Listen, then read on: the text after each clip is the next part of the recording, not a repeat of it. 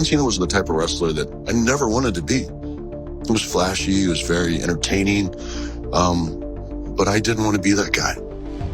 Batista, the character, and I suppose the human being as well, is not a TV PG kind of guy. Like, he's an adult character on a kid's show.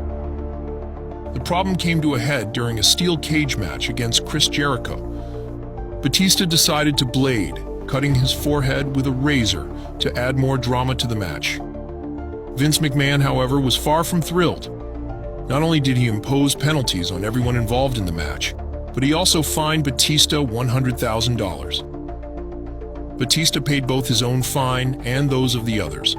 But later, on Chris Jericho's podcast, he shared how devastating this development was for him. The fine had destroyed his love for wrestling and showed him that nothing would ever be the same. Batista decided to leave the company. He fulfilled his contract and faced his biggest rival, John Cena, one last time at Over the Limit 2010. He gave it his all in this fight, taking heavy bumps and severely injuring his spine. It was the worst injury he'd ever had. Backstage, he felt numbness in his legs. Surgery was a must.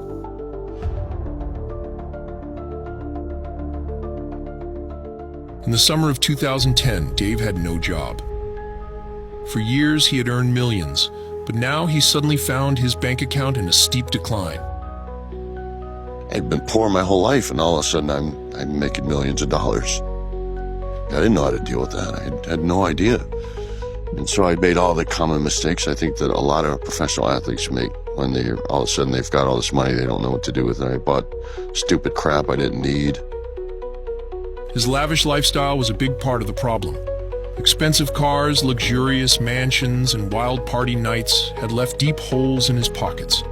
He didn't just splurge on himself. He was generous with friends and family. All this led to his being bankrupt, again, broke, just like in his pre-wrestling days. Dave's house was foreclosed. His dream house, his first real home, wasn't his anymore. He had to put all his eggs in one basket: Hollywood. He tried his hand at acting, but without much success.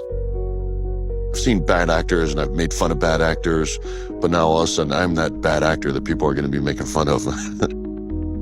There were situations on set where fellow actors would go over the script with Batista. Dave sat there, unsure of himself, sweating, the letters black and white before him, but he couldn't make sense of them.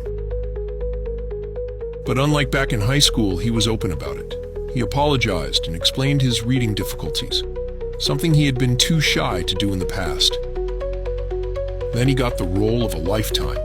In 2013, Dave played the muscle-bound Drax in Marvel's Guardians of the Galaxy. The role was his breakthrough. After filming, he celebrated his return to WWE. Before his big appearance at the 2014 Royal Rumble, his nerves were shot once more. He was afraid that something could go wrong.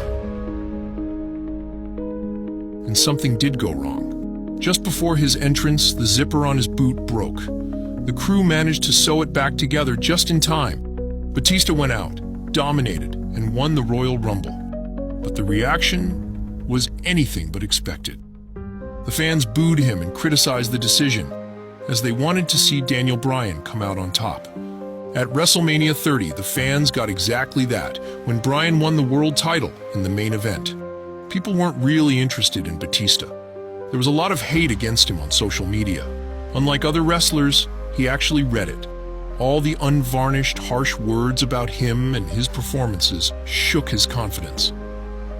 Unhappy with his comeback run, he stepped away from wrestling for the second time, but more doors opened in the acting business.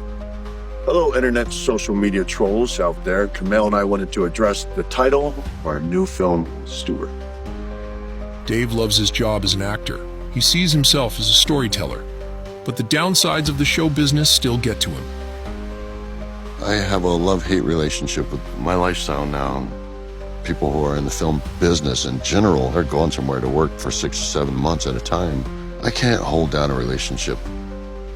For decades, Batista's steadiest companion has been a deep loneliness, a homelessness. His life moves at a breakneck pace, but he never has time to settle for an arrival.